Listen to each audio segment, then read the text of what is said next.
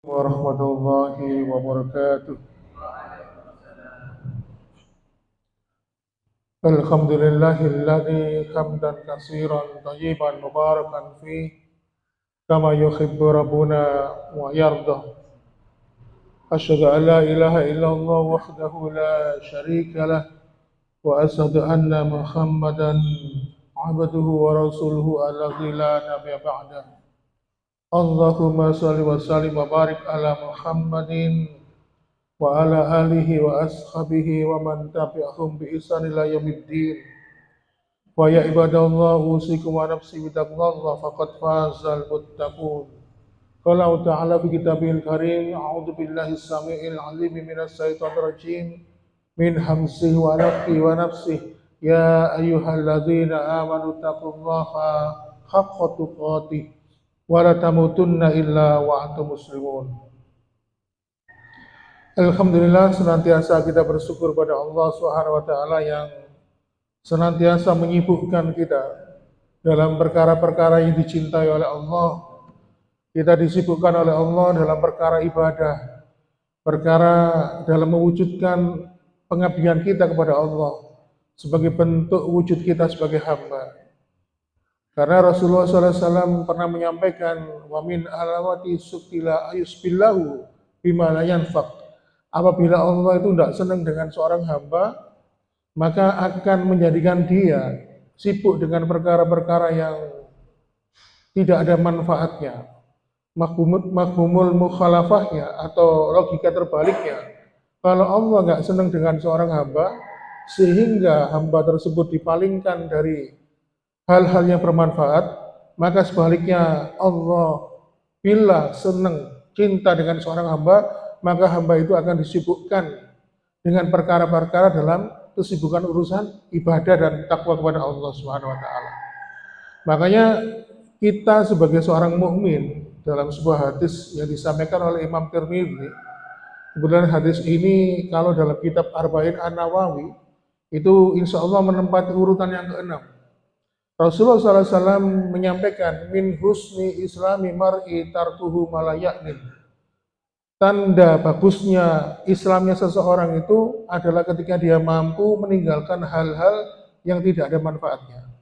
Makanya kita harus bisa menseleksi kira-kira perkara-perkara apakah saja yang ada manfaatnya dalam hal ini mencakup urusan ibadah atau perkara-perkara yang tidak ada manfaatnya. Baiklah jamaah sekalian, itu sebagai mukadimah masih berhubungan dengan pembahasan kita yang lalu tentang bagaimana kita ini memahami makna ibadah. Pada pertemuan yang lalu kita membuka dengan sebuah pembahasan bahwa banyak orang yang beribadah ya, tetapi tidak menemukan kenikmatan dalam ibadah. Sehingga tidak jarang kita lihat banyak orang yang stres. Walaupun kita melihat dia itu sebagai seorang yang ahli ibadah, bahkan tidak jarang di antara mereka ada yang frustrasi dan ada juga beberapa kasus yang akhirnya jatuh dalam keadaan percobaan bunuh diri. Tentu yang salah bukan ibadahnya, tetapi adalah bagaimana sang person ini, seseorang itu dalam menjadikan ibadah dalam hidupnya. Oleh karena itu, ma'asyiral muslimin, kalau orang itu sudah mendapatkan kenikmatan ibadah, maka tidak ada kenikmatan-kenikmatan lain di dunia ini selain kenikmatan berdekat-dekatan dengan Allah Subhanahu wa taala.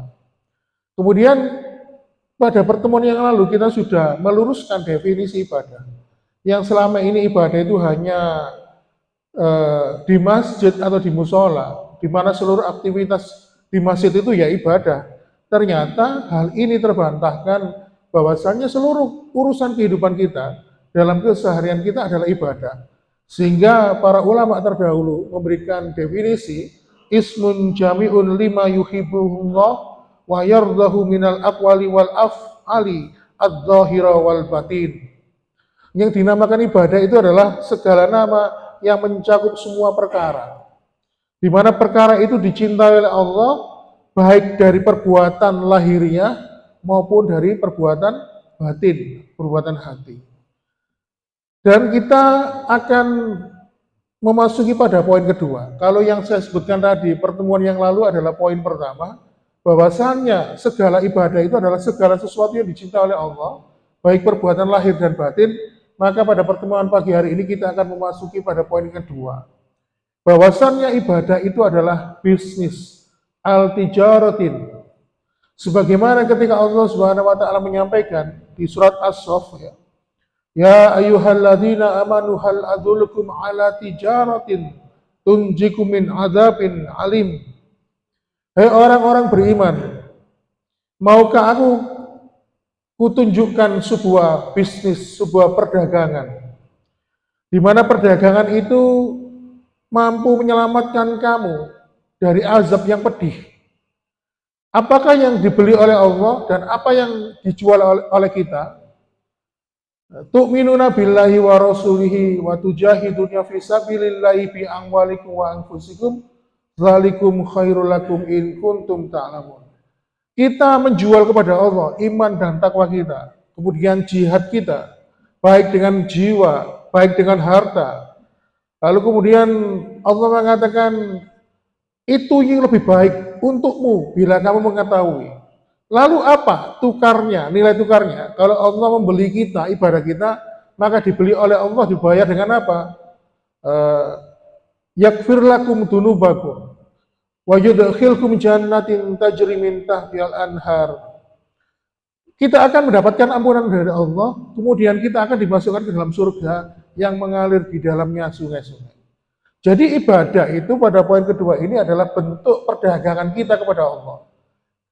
Sekali lagi saya ulangi, kita ini sebagai pedagangnya, kita berdagang, menjual amal ibadah kita kepada Allah, Allah yang membelinya. Membeli semua amal ibadah kita, lalu alat tukarnya adalah ampunan dan kenikmatan akhirat berupa kenikmatan surga. Oleh karena itu, ma'asyiral muslimin, di sini Allah mengatakan tijarah. Dalam surat ini, ayat ini, tijarah itu artinya perdagangan. Lalu kemudian Allah membalas dengan istarah, yaitu membeli. Jadi sebenarnya kita ini berdagang dengan Allah, berbisnis. Cuma anehnya, bedanya kalau kita ini menjual barang, kita itu harus mengumpulkan modal dulu. Lalu kemudian modal itu kita putar, kita dapat keuntungan, kita simpan sebagai benefit keuntungan, lalu kita simpan sebagian lagi, kita putar lagi menjadi modal, sehingga usaha itu tetap berjalan. Tetapi bedanya, kalau kita ini bisnis dengan Allah, jual beli dengan Allah, Allah yang memberikan modal kepada kita. Allah memberikan kita badan yang sehat, jasmani yang kuat, kemudian kita diberikan oleh Allah waktu luang, ya, diberikan kesempatan untuk menikmati ibadah itu, diberikan fasilitas penunjang, misalnya sandang, papan, pangan, dan sebagainya. Semua yang ngasih modal itu Allah, sudah dikasih fasilitas oleh Allah, lalu barang dagangan kita yang berupa amal ibadah tadi, kita setorkan kepada Allah, lalu Allah membeli semua amal ibadah kita, dagangan kita tadi, dengan ampunan, dengan surga. Dan anehnya, Allah ketika membeli dagangan kita, membayar dengan nilai yang fantastis, yang jauh lebih besar dari ekspektasi kita. Oleh karena itu, ma'asyiral muslimin wa zumratal mu'minin rahimakumullah, ternyata Allah itu maha segala sesuatu. Jadi ternyata Allah itu salah satunya, salah satu sifatnya, asy-syakur. Allah itu bersyukur terhadap hamba-hambanya. Makanya apabila ada seorang hamba yang mengabdikan dirinya beribadah kepada Allah, memuliakan Allah dengan beribadah kepadanya, Allah itu bersyukur. Salah satu bentuk syukur kepada kita apa? Allah memberikan balasan yang begitu besar kepada kita. Oleh karena itu, ma'asyiral muslimin, yang perlu kita garis bawahi di sini adalah ketika Allah itu asy-syakur, bersyukur dengan ibadah hambanya, bukan berarti Allah itu membutuhkan ibadah kita, bukan. Salah, justru kita yang butuh beribadah kepada Allah Subhanahu wa taala.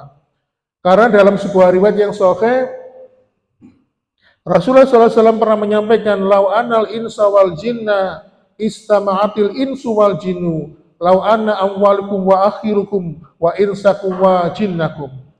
Kalau seluruh manusia dan jin itu, ya, dari umat terdahulu sampai umat yang terakhir, Kemudian mereka semuanya bersepakat beribadah kepada Allah, mazada fi mulki syai'an, tidak menambah kemuliaan kerajaan Allah sedikit pun. Sebaliknya, jika seluruh manusia dan jin dari umat terdahulu sampai umat terakhir mereka sepakat melakukan perbuatan dosa dan maksiat, maka tidak mengurangi sedikit pun kemuliaan kerajaan Allah walau secuil. Jadi Allah itu as-syakur, bersyukur dengan hambanya, apabila hambanya itu beribadah kepadanya, diberikan balasan yang melimpah, yang berkali-kali lipat, tetapi Allah tidak butuh ibadah hambanya.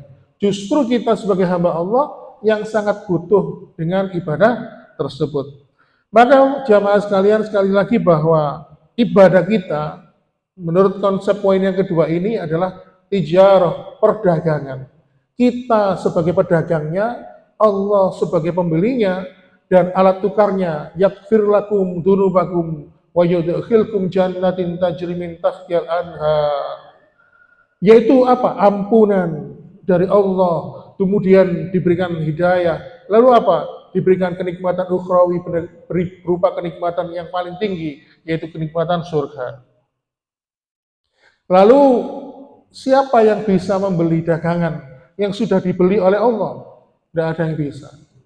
Kadang-kadang kita ini berdagang, sudah memberikan harga yang pantas kepada manusia, masih tetap ditawar.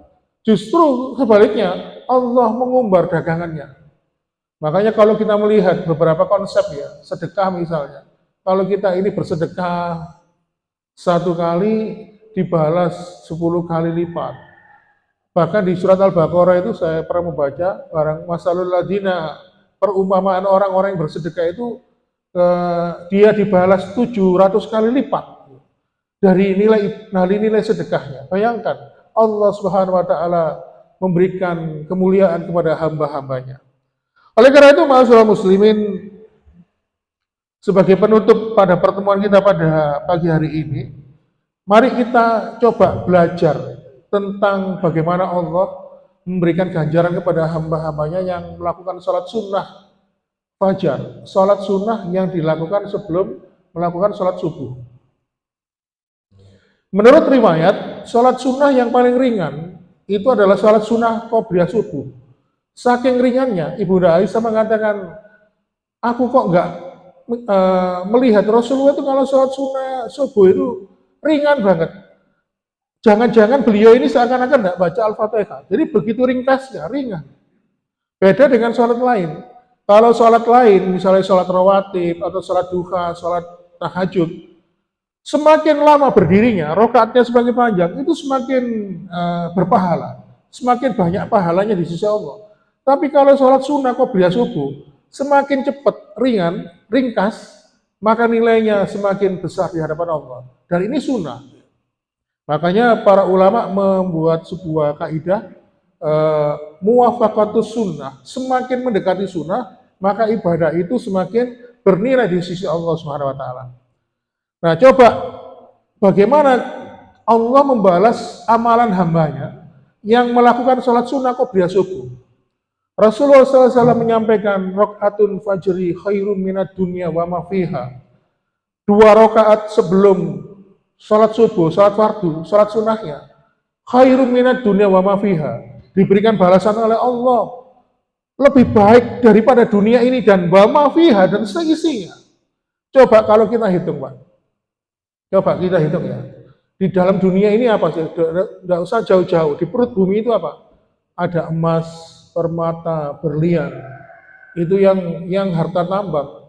Belum lagi aksesoris dunia, seperti mobil mewah, tempat mewah, rumah mewah, dan itu hanya lokal sini. Bila seluruh kenikmatan itu global, seluruh dunia ini dikumpulkan, maka bisa jadi orang itu kalau dikonversi dengan nilai materi, bisa jadi kalau orang itu sholat rakaat 2 rakaat sebelum subuh, dia mendapatkan harta balasan dari Allah bisa sampai 100 triliun.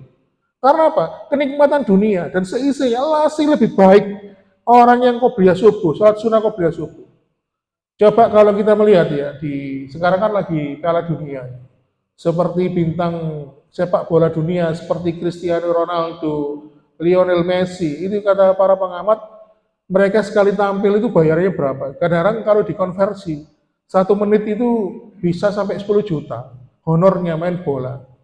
Nah, kalau dibandingkan dengan orang yang melakukan qobliyah subuh, sholat sunnah qobliyah subuh, sholatnya ringan, itu gini tok. Tapi dibalas oleh Allah dengan nilai pahala yang begitu besar, maka bisa dibayangkan per menitnya kita ini berapa. Kalau dikonversi dengan uang. Sebaliknya kalau kita membaca di surat Ali Imran, misalnya ayat 91 ya. Ketika ada orang kafir ingin menebus dirinya agar dihindarkan dari siksaan Allah yang abadan, yang abadi. Allah itu memberikan gambaran, kalau kekafiranmu engkau tebus dengan emas sepenuh bumi ini. Jadi kalau seluruh bumi ini dijadikan emas, dijadikan penebus mereka untuk menebus mereka agar jangan mendapatkan siksaan dari Allah, maka tidak akan bisa. Artinya apa? Yang bernilai di hadapan Allah itu bukan materi, tapi di dalam hati ini yang bertengger, yaitu keimanan dan takwa kepada Allah. Bayangkan, orang yang kafir di dalam hatinya tidak ada keimanan. Walaupun menebus kenikmatan akhirat itu harus menebus emas sepenuh bumi ini. Tidak pernah bisa.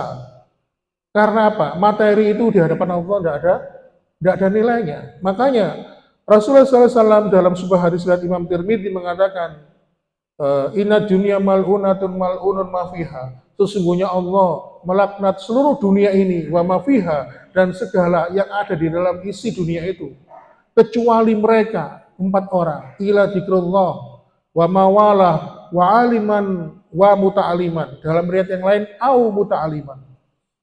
Kecuali mereka orang-orang yang senantiasa mengingat Allah, wa mawalah yang senantiasa beribadah kepada Allah, wa aliman mengajarkan ilmu agama dan belajar ilmu agama dan mengajarkan ilmu agama.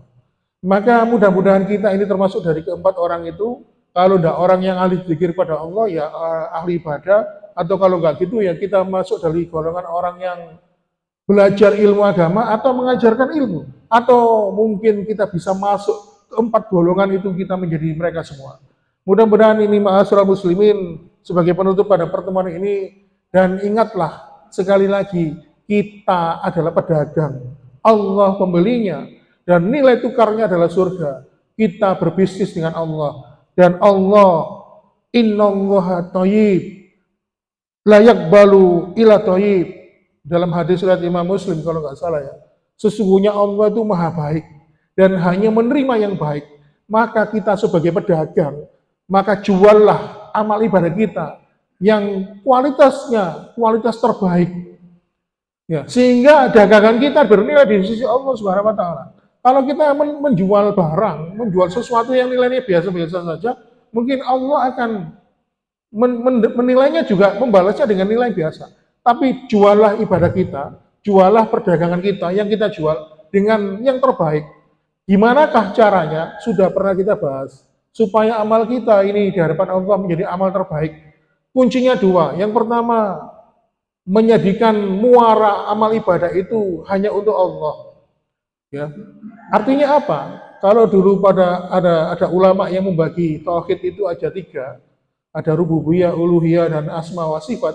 Maka dalam hal ibadah ini ada tauhid uluhiyah, ifradullahi bi af'alil ibadihi, mengesahkan Allah dalam perbuatan-perbuatan hamba. Artinya begini, kalau ingin mendapatkan harta yang baik, kalau kita sholat, maka jadikanlah sholat itu niatnya hanya untuk mencari ridha Allah, mencari balasan dari Allah Subhanahu wa taala. Kita jadikan sholat itu adalah sholat kita yang terakhir. Dan ketika melaksanakan sholat itu, konsepnya ihsan. Kalau kita tidak bisa melihat Allah, maka seakan-akan Allah melihat kita. Makanya, yang kedua, jadikanlah amal itu sesuai sunnah, ada tuntunannya dari Rasulullah SAW. Maka bila kita ini ikhlas melakukan amal itu, kemudian kita melakukannya sesuai dengan sunnah, ada juklak petunjuk pelaksanaan dari Rasulullah SAW, maka itu adalah amalan yang terbaik. Maka Allah maha baik dan hanya menerima yang terbaik dari hambanya. Demikian ma'asyiral muslimin yang dapat kami sampaikan. Mohon maaf bila ada kekurangan. Saya akhiri. Assalamualaikum warahmatullahi wabarakatuh.